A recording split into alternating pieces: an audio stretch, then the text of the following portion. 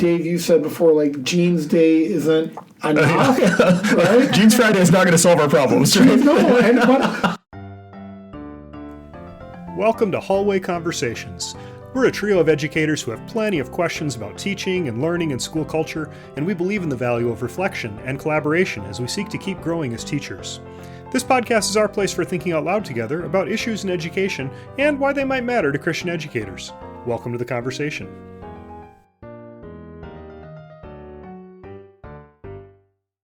Hello, everyone. Welcome to Hallway Conversations. My name's Matt Beamers. I'm Abby DeGroat. And I'm Dave Mulder. In a book titled Visions of Vocation, Common Grace for the Common Good, author Stephen Garber says, quote, "We know in our deepest places how hard it is to keep our eyes on the complexity of the broken world around us, to keep feeling the pains of a world that is not the way it is supposed to be, and knowing the difficulties, choosing to engage it rather than being numbed by it." If you are new to Hallway Conversations, we want to welcome you here. The general format is that one of us brings a question or a topic and we circle around it and explore our own thinking. We also appreciate getting questions from you, our listeners and audience, so if you have time in the future, please email us or send us a recording of your question to hallwayconvospod@gmail.com. That's hallwayconvospod@gmail.com. Abby, I believe you're bringing the question and the topic today. Yeah, so I am aware, as you all are, that there is a bit of a teacher shortage going you could on say that, yeah. In this country. And Canada. Yeah, yep. Especially since COVID, if you look at statistics, I think any source will probably tell you that the profession is down, that if you hear people on the street, if you hear teachers in education talking about it, you can get that impression as well, which honestly, it makes everybody's jobs even harder, even those who are still there, right? So if there's not enough bodies in the building, that just makes everyone's work harder, which leads to more shortages, which it's a cycle. And so in the context of our grads get to go out and interview right now here at the college level. It's interview season. I also serve on a hiring committee at my kids' school, so I'm in the middle of that kind of season. And so just thinking about all of that, so in the context of this hiring season, of this teacher shortage, I'm just wondering, what are some things that schools can do to both acknowledge the hard work that teachers do, so we want to keep teachers in the profession, facilitate ways to make that work more doable, and also attract new teachers to the mission and the work of their schools? Yeah. Well, that's a really good question, Abby. I thought about that a lot lately, as I actually have a daughter going through this right now. She's graduating, and just watching her walk this road of like even comparing schools, like a school's mission. What makes a school a good fit for her, right? Yeah. And as I've thought about it, and it's interesting because I've been a principal, so I've been on the other side of it. Yeah, totally. But I have a lot of different emotions as a dad, actually. Like, and in the end, it's her decision. But all of a sudden, I'm thinking about, like, prep time matters. Yeah. Oh, yeah. Benefits matter. Right. Salaries matter. Right. I get a little more, and I've used this language, so I'm going to be really clear about that. About, we're going to pay you less because we're a Christian school, or it's a mission, and yet there's a public school right down the road where you can make more money or better, and also it's not that I'm saying don't go to the one school because of they pay less, or it's just interesting watching my own emotions as I watch her go through it, right? To say what does that school value? Right. And also the tangible versus the intangible elements of schools that make them attractive. Can you say more about that? When you say tangible versus intangible? So benefit, salary, those are tangibles, right? Intangibles, class sizes. Amount of support, like, do you have an aide in the room? What is your teacher to student ratio? What does parent support look like? What is the collaboration among the grade level? But I'll all of that, and those are all important. But I think that if I'm going to be honest, is that I think faith-based schools where I worked, and I was part of this again, so I'm going to name that, is that I don't think we took the tangibles always serious enough. Like if I'm on, well, you're going to come to this faith-based school. It means coming with sacrifice, and we assumed that so we didn't have to pay attention to the tangibles as much. Because it's a mission-driven organization, Totally. and you're all in on the mission. It is a mission-driven organization. And it is, totally. But I also feel like, if I think about even when I started teaching, that if you asked about salary, or if salary was important, that was almost like you could be criticized for that. Well, if you're in on the mission, that shouldn't matter. Right. And actually, I have to live. Right. Yeah, but it should matter because what's the right? Because if we're in a place that doesn't want to honor the work that people are doing, then do you want to be a part of that? It's not. Right. It's not about being on it. To me, and I think I was saying it's both and. No, I'm not criticizing you. Yes. I'm saying for myself. Yeah. I think the way I started, and even my approach sometimes as a principal was, but come on, we're a faith-based school, that shouldn't matter. Right. And now it's absolutely it should matter, and to not criticize, is it the only thing? No. But it's a both and. Right. Whereas as I used to think, it was sort of an either. It was sort of an either or. So that's just, as you're talking, I'm thinking about my own story and some of my own regret around it. Sure. Even if to be honest. Abby, if you think about your work on you said you're part of a hiring committee, or even in your own experience, what are some of the things that your school or schools that you're experienced with might be doing, or that maybe are paying attention to now that they weren't 5 or 10 years ago? Right. I think that especially new teachers are looking for some of those intangibles and pushing schools in healthy ways for them. So things like mentorship programs, right? How are you going to support new teachers? What's your plan? Right. I think that's really important for schools to think about. What does your collaboration time look like? I know our veteran teachers are also really looking for that, even in a hire. What is your willingness to collaborate with us? What can you bring to the table? And also, do we have time during the day? How can we get creative? I think schools should be thinking about that. Even if that's never been a part of your, in elementary, I think it's hard sometimes if you haven't worked that way to carve out planning time for grade levels or for teams. To do. So can we get aides to cover lunch? Can we get people, how can we be creative about specials or about, to carve out time for, I think really great teachers, in my experience, crave constant, authentic growth with each other, right? And I think that's an intangible that is extremely valuable. Well, and to build in time into the school day to do that I think is the real struggle, right? Because there's so much of the work of teaching that we're just expected to do outside of contract hours, right? This is one of the known issues in the profession, right? I'm speaking to an audience of educators here. You all know this, right? But the planning piece and the grading and making report cards and all of that, how much of that happens outside of contract hours, right? So that might be something, again, to the intangibles, but this is a really important one. How do you build in time? Yeah. How do you build in time for teachers if they have time to do the planning and the grading and all of that in work hours, so that doesn't end up being an extra? And there's no world where that completely goes away, where I agree. all of that work goes away. But how can we better facilitate? How can we make it more doable? Yeah. Well, because I think back to my years teaching middle school, and I had a prep hour every day. But usually it was, one class period I wasn't teaching. We had an 8-hour day, and I'd be teaching 7 hours and have one that I wasn't, right?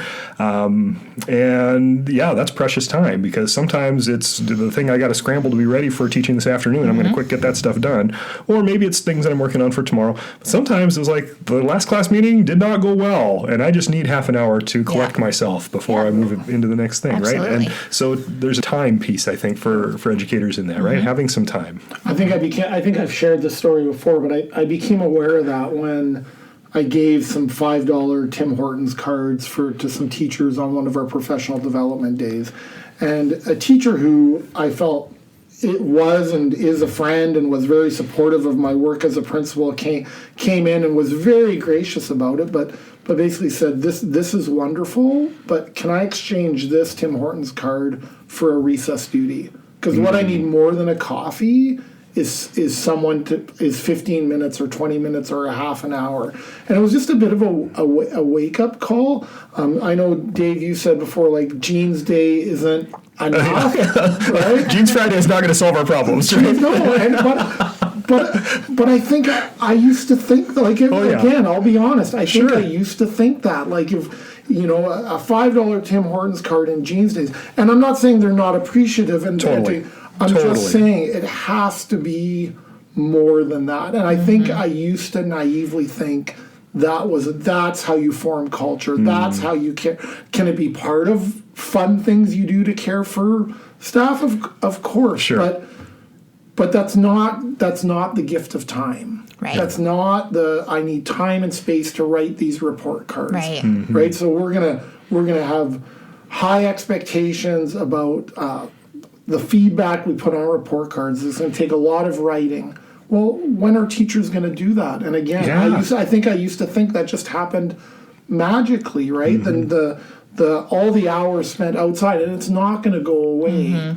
But I think to think for myself, anyways, I wish I would have been more sensitive, right? Or even to acknowledge that. To acknowledge that, yeah, and say, you know, even if you can't totally eliminate the hours outside of work, you can make it more doable. Yeah, right? yeah. Because if our teachers are at school till 5, 6, or 7 o'clock and coming in at 7, you know, whatever, early in the morning, and then we talk to them about wholeness and wellness. Yeah, one of these things, something doesn't add up here, correct? Right? Like then we have to.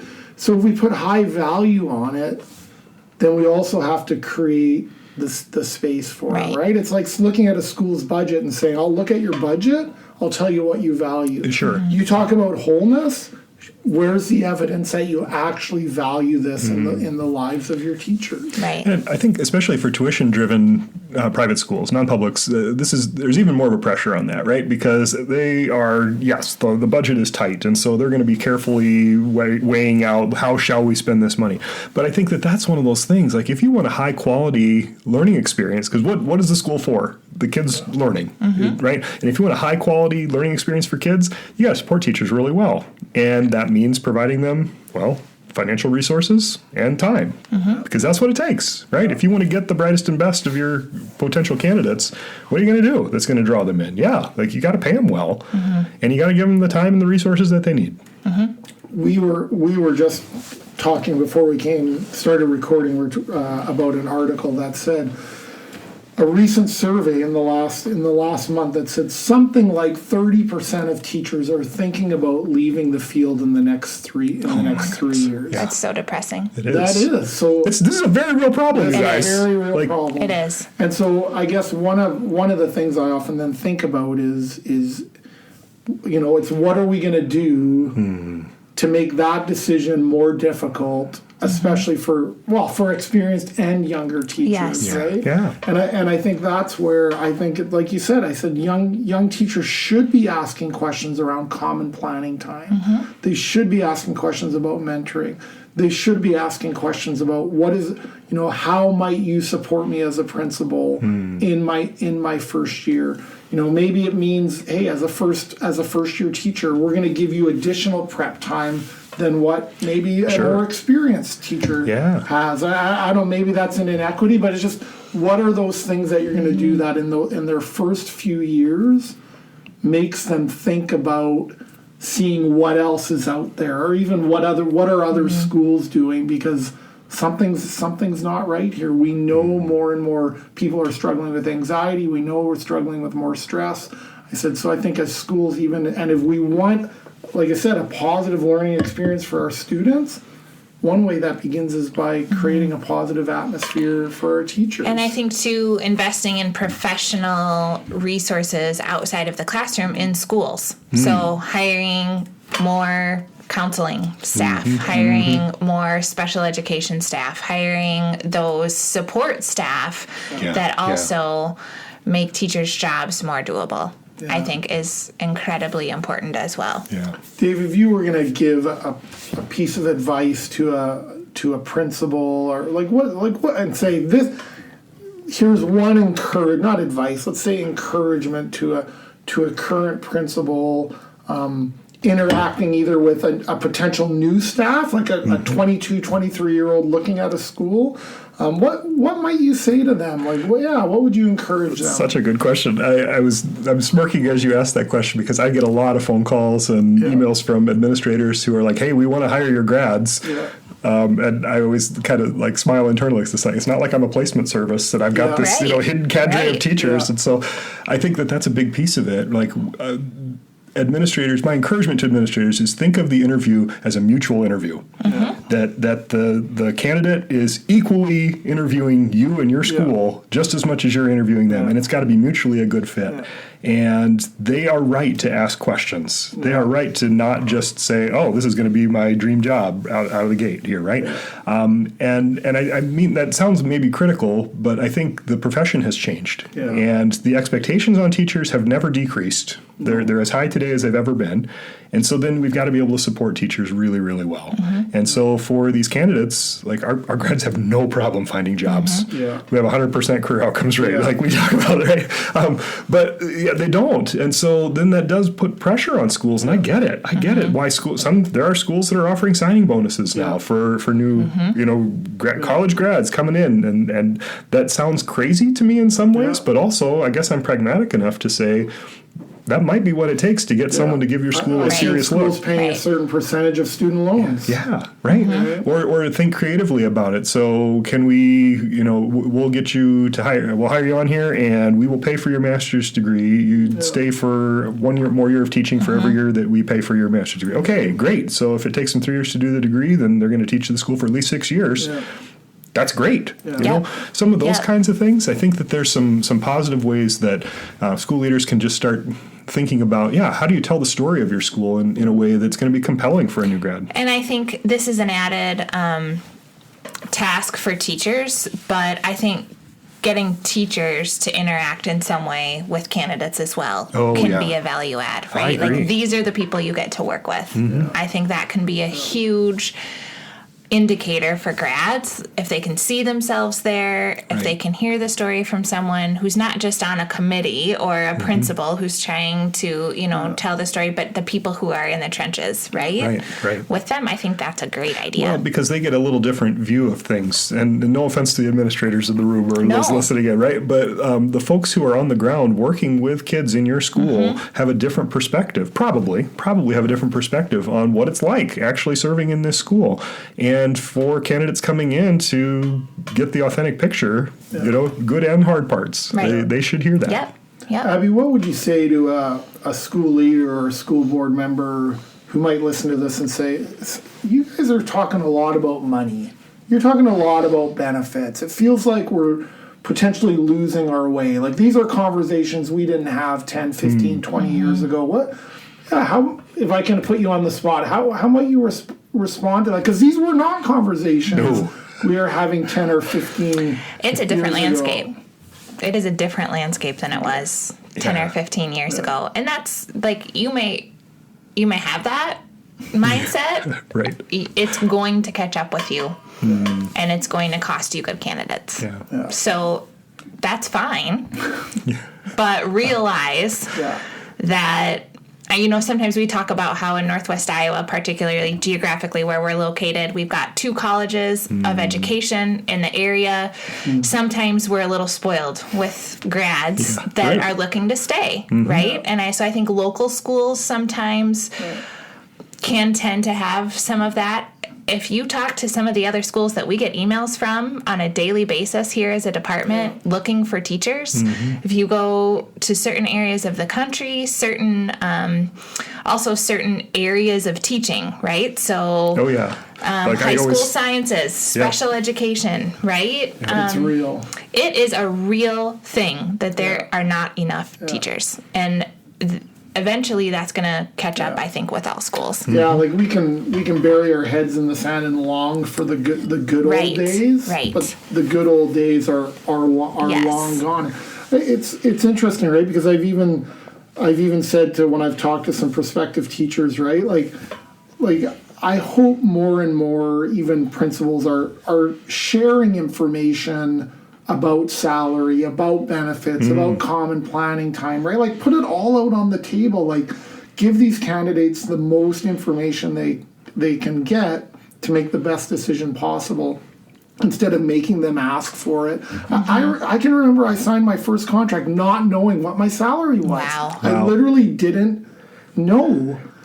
And I was pretty surprised when I got there. But I'm just saying that shouldn't happen. And to not be in a position of power of making people ask for it. Like again, I think it speaks to like transparency. Hey, we want to help you make a good decision. We have nothing to hide here. That's right. What questions do you have? And to not assume that asking about salary or benefits or mentoring or whatever it is doesn't mean you're not committed. Right. That's right. It just means you want to make a good decision. Yeah. Yes. And this is where, a coffee card or a jeans day, that's probably not enough to be a compelling story, right? How are we going to support teachers better? Yeah. And I will reiterate, it's not just money. No, that's right. It is not. That's right. No. You know, I'm so glad you named those intangibles. That's really important. I think it is about professionalism. It is about giving teachers an opportunity to grow. Good teachers want to grow. They want a place where that's valued and seen and given opportunity. And That's I think that is I think it's low hanging fruit for schools and for administrators. Yeah. It's all of it. Yep. It's all of it. Friends, we know your time is valuable, and we want to thank you for joining us in the hallway today. Thanks for the good, God-delighting work that you're doing in your communities, and we hope that the Lord gives you what you stand in need of this week. We want to send you from this place with a blessing. So to our listeners whom we're so thankful for, may the Lord bless you and keep you. May the Lord make his face shine upon you and be gracious to you. May the Lord turn his face towards you and give you peace and give you peace and give you peace. Amen. Thanks for listening, everyone. Have a good week. This podcast was literally dreamed up during one of our actual hallway conversations. Our music is by Ethan Mulder. Hallway Conversations is created and produced by Matt Beamers, Abby DeGroat, and Dave Mulder. Hey, we have a favor to ask of you. Would you be willing to rate this podcast or write a review in your podcast app? Or if you found this conversation interesting or helpful, would you consider sharing it on your social media? Those things really do help podcasters out, and we would be so grateful. Thanks for listening, friends. Can we start over? I got a frog Sure. in my throat. I'm getting emotional, guys. Oh, so much drama. So, wow.